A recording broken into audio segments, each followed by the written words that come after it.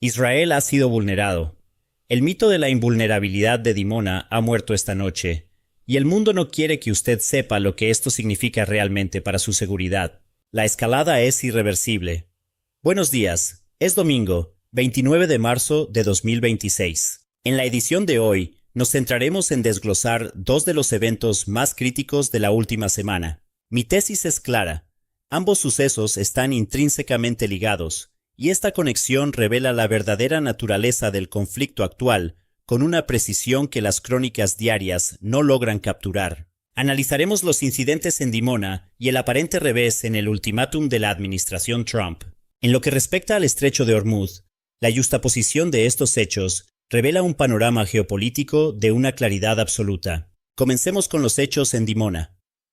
Por primera vez en la historia de esta confrontación, la tecnología de misiles iraní ha logrado perforar el sofisticado paraguas de defensa aérea israelí en las inmediaciones de su instalación nuclear más secreta. El Ministerio de Salud de Israel ha confirmado que al menos 180 personas resultaron heridas tras los impactos en la ciudad de Dimona y la localidad adyacente de Arad. Estamos hablando de casi 200 víctimas en un solo día, precisamente dentro del perímetro del activo más sensible y custodiado de la seguridad nacional israelí. Desde el estamento militar, un portavoz oficial admitió la activación de los sistemas de intercepción, al tiempo que reconoció su incapacidad para detener varios proyectiles. Es imperativo resaltar un detalle técnico. No se trataba de armamento experimental ni de tecnología desconocida. Eran misiles balísticos convencionales del arsenal iraní, el mismo tipo de proyectil utilizado a lo largo de este conflicto. Lo alarmante es que lograron penetrar la zona mejor defendida del país. Tanto en Dimona como en Arad, los interceptores no lograron alcanzar sus objetivos, lo que resultó en dos impactos directos de ojivas pesadas que superan los cientos de kilogramos. Los daños materiales son severos. En Arad, a unos 35 kilómetros del Centro de Investigación Nuclear del Negev Shimon Peres, el ataque destruyó la fachada de bloques residenciales y causó daños estructurales críticos en al menos 10 edificios, con un riesgo inminente de colapso en 3 de ellos. En la ciudad de Dimona, a solo 10 kilómetros del centro nuclear, el impacto en una zona residencial dejó a un niño de 10 años en estado grave a causa de la metralla. Es vital ejercer rigor periodístico en cuanto a la dimensión nuclear de este ataque, evitando tanto el alarmismo infundado como la complacencia técnica. El Organismo Internacional de Energía Atómica ha confirmado que no se detectaron daños estructurales en el centro Shimon Peres, ni tampoco niveles de radiación anómalos. El impacto se produjo a 9 kilómetros de la instalación. Sin embargo, la proximidad es elocuente. Aunque oficialmente es un centro de investigación, la comunidad de inteligencia internacional lo identifica como el núcleo del arsenal atómico no declarado de Israel. Teherán, a través de sus medios estatales, ha sido explícito.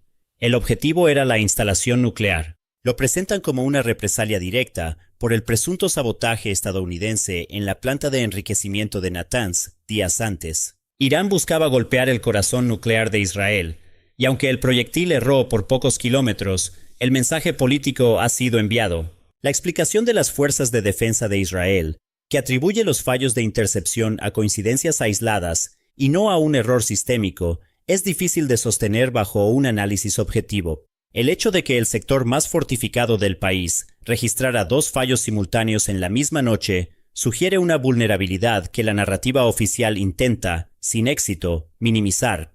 Como bien señaló el presidente del Parlamento iraní, Mohammad Bagher Ghalibaf, si Israel no puede garantizar la invulnerabilidad de Dimona, estamos entrando en una fase operativa radicalmente distinta de la batalla. Esta apreciación coincide con el análisis del experto israelí Shalom Libner, quien advierte que cualquier daño, por mínimo que sea, a un sitio de tal sensibilidad estratégica, obligaría a Israel a una respuesta de magnitud excepcional. No estaríamos ante un intercambio paralelo de ataques a infraestructuras. Como ya hemos visto en Natanz, estamos operando en los límites exteriores de lo que se puede gestionar antes de que ocurra un error de cálculo con consecuencias catastróficas. Este reconocimiento es lo que está moviendo los hilos de la diplomacia internacional entre bastidores. Pasemos ahora al llamado ultimátum de Hormuz. El fin de semana pasado, el presidente Trump emitió una advertencia de 48 horas a Teherán. la reapertura inmediata del estrecho de Hormuz o la destrucción total de la infraestructura eléctrica de Irán. El lenguaje fue incendiario, propio de su estilo de comunicación en redes sociales, proyectando la imagen de una resolución inminente. Sin embargo, la realidad política ha seguido un guión diferente. Horas antes de que expirara el plazo, coincidiendo con la apertura de los mercados financieros en Estados Unidos, Trump anunció una prórroga de 5 días, citando supuestos avances diplomáticos. Este repliegue táctico no respondió a ninguna concesión visible por parte de Irán. Según el presidente, hubo conversaciones muy productivas para una resolución total de las hostilidades. La respuesta de Teherán ha sido una negativa categórica. El Ministerio de Asuntos Exteriores iraní asegura que no existe ningún diálogo con Washington. Aún más incisivo fue el portavoz de la Guardia Revolucionaria, Ibrahim Zulfikari, quien sugirió que la administración estadounidense está negociando consigo misma para evitar la humillación pública de no cumplir sus amenazas. A pesar de ello, el martes se emitió un segundo plazo. Al final de la semana, la historia se repitió.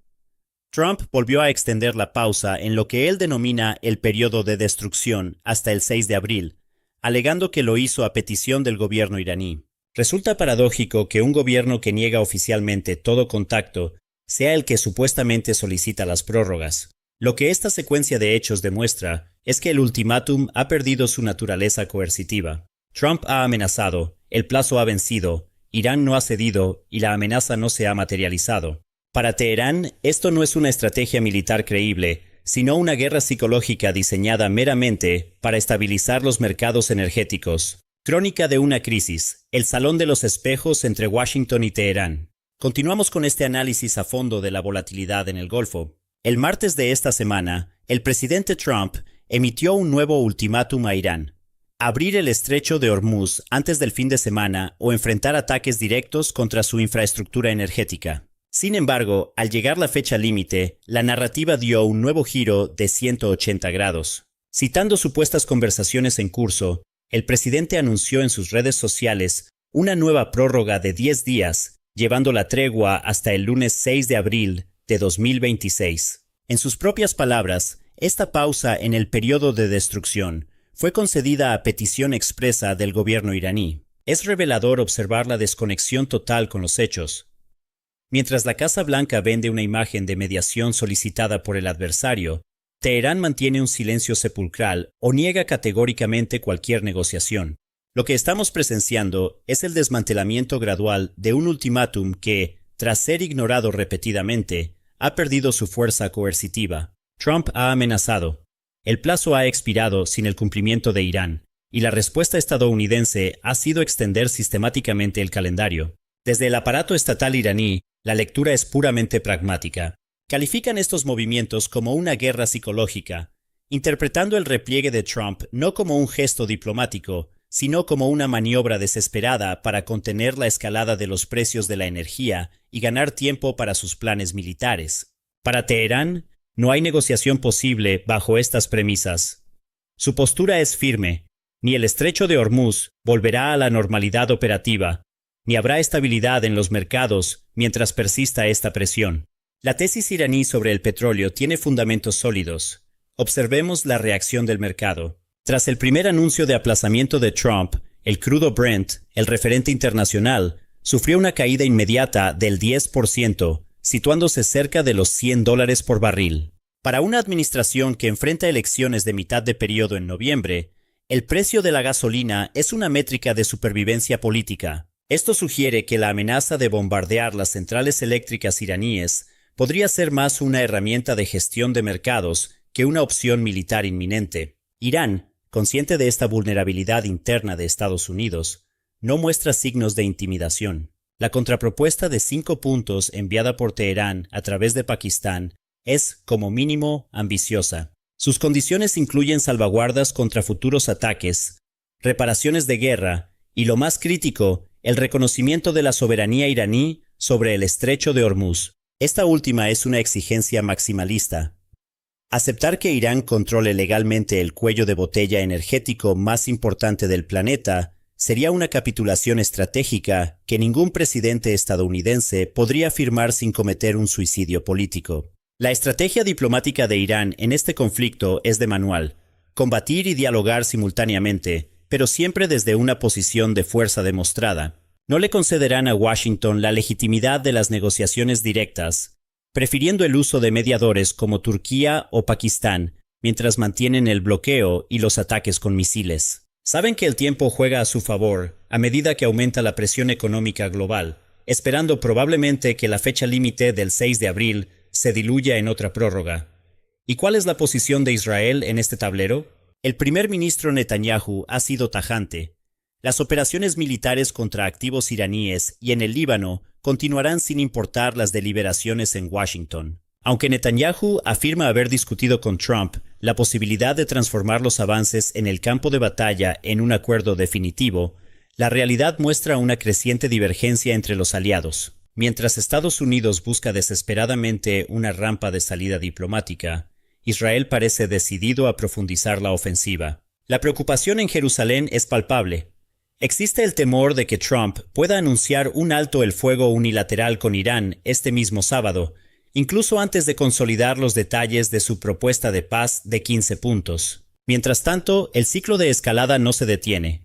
Irán atacó objetivos en Dimona y Haifa el mismo día que Israel golpeaba Isfahán. Al cierre de este informe, los indicadores son sombríos. El general Samir, jefe del ejército israelí, ha advertido que el fin de las hostilidades no está en el horizonte cercano. El estrecho de Hormuz permanece bloqueado para el grueso del comercio internacional. Hay más de 1,000 barcos, en su mayoría petroleros, anclados fuera del estrecho, con aproximadamente 20,000 marineros varados en la más absoluta incertidumbre. Incluso el secretario general de la ONU, Antonio Guterres, ha dado la voz de alarma. Este cierre prolongado está asfixiando el flujo de gas y fertilizantes en un momento crítico para la temporada de siembra mundial. Lo que comenzó como una confrontación militar regional se ha transformado en solo 4 semanas en una crisis de seguridad alimentaria global. Y mientras el mundo observa con ansiedad, Teherán insiste en que Trump solo negocia consigo mismo la próxima prórroga de un plazo que ya carece de credibilidad.